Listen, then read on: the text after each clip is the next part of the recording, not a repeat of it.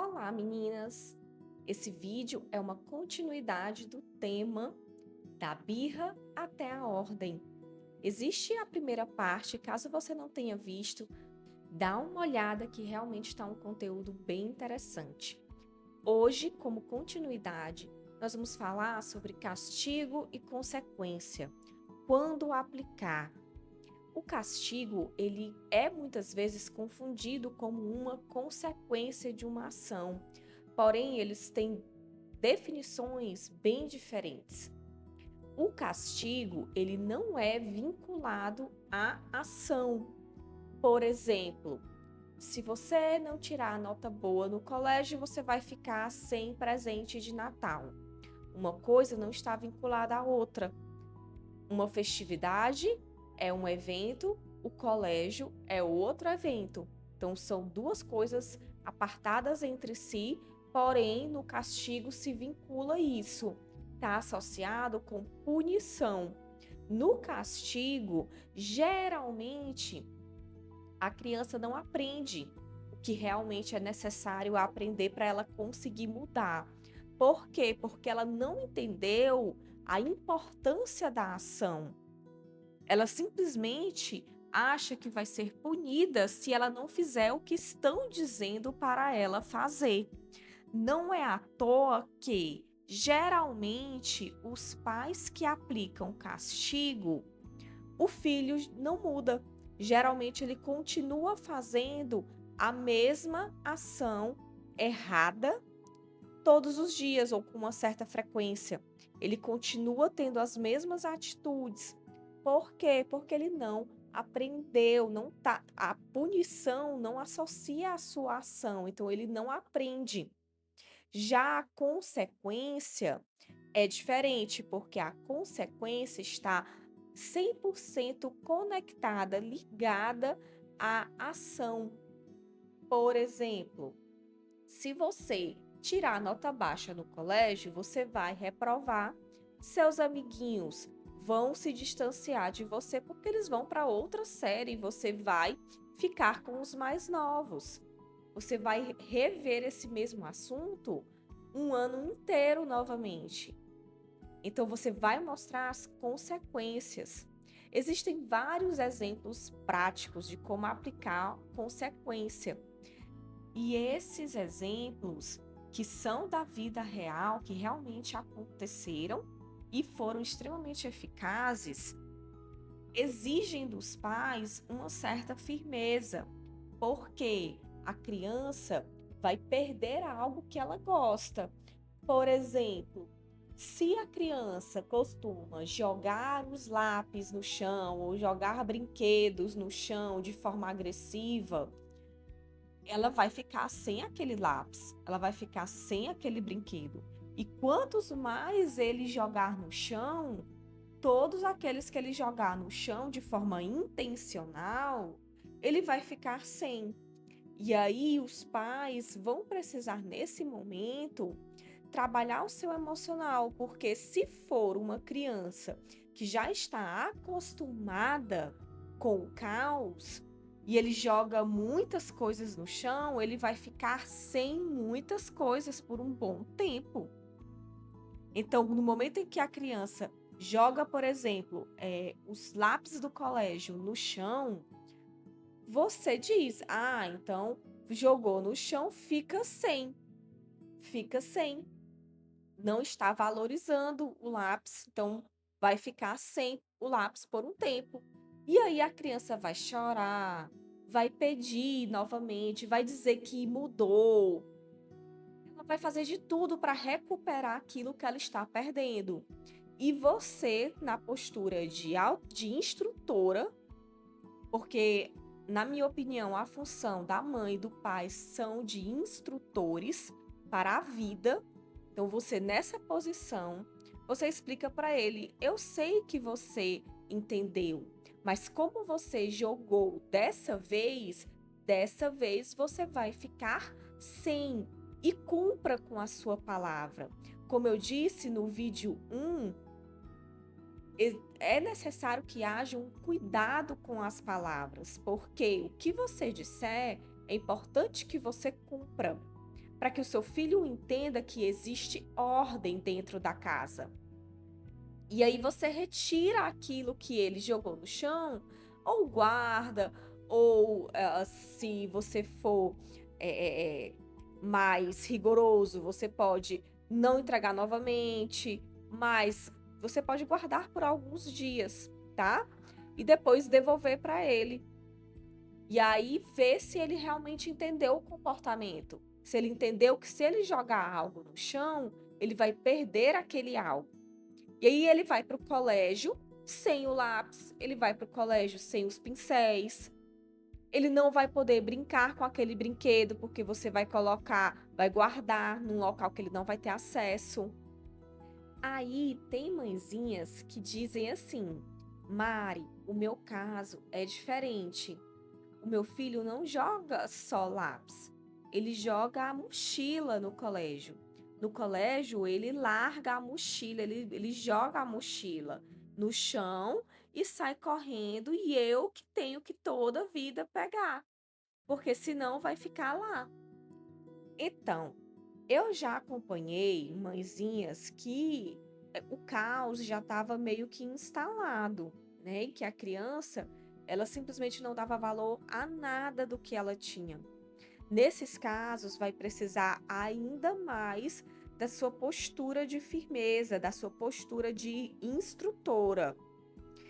E nesse caso, vale a mesma regra. Qual é a consequência de se jogar algo intencionalmente? Ficar sem. Então, nesse caso, dessa mãezinha que eu acompanhei, ela precisou ser um pouco mais firme, no sentido de que, filho, você jogou a sua mochila no chão, então você vai ficar sem a sua mochila por um tempo. É a consequência. Mas e aí, como é que ele vai levar os livros? Leva em sacolas. Coloca uma sacola bonitinha, caso você tenha, sei lá, sinta alguma vergonha, sinta alguma sensação de desconforto interno. Mas a regra é, o segredo é, o seu filho precisa entender, precisa sentir o peso dos livros, precisa ver que ele está indo para o colégio sem aquilo que todos os amigos estão indo, que é com a mochila. Ele precisa sentir o valor de ter uma mochila. Então, retira-se a mochila do colégio e ele vai para o colégio sem a mochila, e ele vai sentir o quê? A consequência, o peso dos livros, como é pesado levar os livros para o colégio. E aí você permite que ele passe por essa experiência. E aí vai do emocional equilibrado da mãe nesse momento. Porque a mãe está sendo uma instrutora, você está ensinando o seu filho a viver em harmonia. Porque uma pessoa que provoca caos nos locais em que ele vai, geralmente é uma pessoa que ela não é querida pelos outros. É uma pessoa que geralmente é rejeitada. E aí as pessoas não querem ficar com essa pessoa. As pessoas não querem ficar com essa criança que só provoca caos. Então, o seu papel é trazer ordem para a vida do seu filho. E acaba que, para trazer ordem, você vai precisar de uma certa firmeza. E aí vem um equilíbrio emocional para você lidar ao ver o seu filho sofrer as consequências de uma ação. E essas consequências não são dolorosas, você não está gritando, você não está batendo, você está simplesmente retirando aquilo ao qual ele não está dando valor, para ele poder entender como é ficar sem. E isso é extremamente valoroso, principalmente quando a criança ainda é pequena, porque ela vai aprender desde cedo o valor das coisas. E aí o seu filho vai insistir, dizendo que aprendeu, que não vai fazer novamente. Porém, você continua firme, você explica para ele: filho, eu confio em você. Eu entendo que você aprendeu. Porém, hoje você jogou a mochila no chão, então amanhã você vai para o colégio sem a mochila. No dia seguinte ao de amanhã, eu lhe retorno com a sua mochila e vamos ver se você realmente conseguiu aplicar o que você aprendeu. Eu estou com você, eu confio em você, eu sei que você consegue. Sempre afirma que você confia nele, que você sabe que ele consegue, que o erro dele gerou uma consequência, mas que ele não perdeu o seu amor, ele não perdeu a sua confiança, você confia que ele é capaz. Então sempre reforça isso nele, ok? Ah, Mariana, mas agora o caso é um pouco diferente. Agora, o meu filho, na realidade, ele bate, ele morde, ele é agressivo, não somente com as coisas, mas com as pessoas. Como é que se faz nesse caso? Aqui se aplica a mesma regra. Se o seu filho, por exemplo, morde ou agride o irmão, ele vai perder o acesso ao irmão. E o irmão vai continuar ali brincando, tendo acesso livre à casa, e ele vai ficar distante do irmão, ele vai perder acesso ao irmão. E você explica: filho, você agrediu seu irmão, você machucou, doeu nele. Explica da dor que ele está provocando. E por causa disso, você não vai mais poder se aproximar do seu irmão por um tempo. Seu irmão vai continuar brincando, ele vai ter acesso e você vai ficar aqui nesse cantinho mais reservado, brincando. Pode brincar, não tem problema, mas você não vai se aproximar do seu irmão. Seu irmão vai ter acesso à casa inteira, ele está livre. Você vai ficar brincando aqui, porque você não pode se aproximar dele por um tempo. Gente, o que acontece quando um adulto agride outro adulto? Vamos para a vida real. A vida real. Quando alguém agride outra pessoa, essa pessoa que foi agressiva, ela perde a sua liberdade. Não é verdade? Ela perde a sua liberdade por um tempo. Então é melhor que uma criança seja ensinada pelos pais, que se ela agredir outra pessoa, ela vai perder a liberdade do ambiente onde ela está. É melhor que ela seja ensinada pelos pais, porque os pais são amorosos, os pais vão explicar. É melhor do que essa criança crescer e ser ensinada de formas ah, mais a vida, né? Vai ensinar de uma maneira mais ríspida. Então é melhor que você ensine. Então, se ele agrediu seu irmão, você restringe o acesso do seu filho ao irmão. O irmão vai ter livre acesso à casa toda. Ele, quem agrediu, vai ficar limitado a um espaço da casa, podendo brincar, é claro, mas limitado àquele espaço, porque o irmão vai ter livre acesso à casa e ele não pode se aproximar do irmão por um tempo, tá? Por um tempinho, se coloca ali meia hora, uma hora, dependendo da idade da criança, tá certo? Mas, Mari, ele agrediu a mim, a própria mãe, ele me bate, ele me morde. O que eu faço? Continua na mesma regra, tá?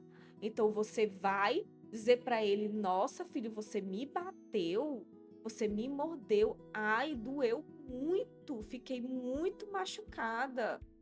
Se afaste de mim por um tempo. Você vai ficar aqui. Brinque aqui. Não quero você perto de mim por um tempo, porque você me machucou." Ele precisa sentir a consequência da ação dele, que ele machucou uma pessoa. E por isso ele está perdendo a liberdade e o acesso àquela pessoa. Quando é com a mãe, geralmente eles aprendem até bem mais rápido, porque ele vai ver que ele vai perder o acesso a você. Então você vai poder ter acesso livre à casa e ele vai ficar ali um tempinho em um espaço com os brinquedos dele, com as coisinhas dele, com os livrinhos, mas ele não vai poder se aproximar de você. E toda vida que ele tentar se aproximar, porque ele vai tentar, você se afasta e você diz assim: "Não quero você perto de mim nesse momento." Você me bateu, você me mordeu, não quero você doeu. Isso eu não aceito.